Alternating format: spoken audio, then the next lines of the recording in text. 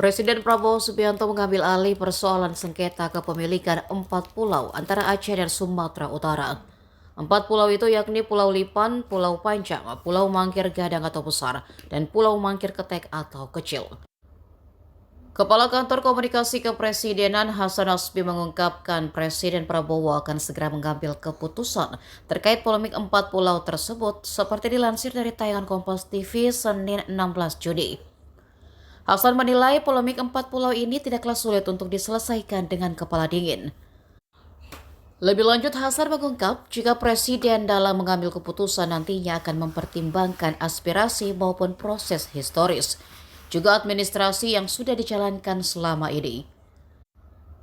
Permasalahan ini bermula dari Kementerian Dalam Negeri yang menerbitkan keputusan tentang pemberian dan pemutakhiran kode serta data wilayah administrasi pemerintahan dan pulau yang ditetapkan pada 25 April.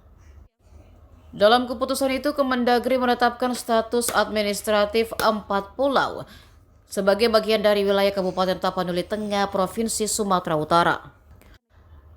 Namun keputusan masuknya 4 pulau tersebut ke wilayah Sumut mendapatkan reaksi kontra dari sejumlah pihak karena menilai keempat pulau itu sebagai bagian dari wilayah Aceh.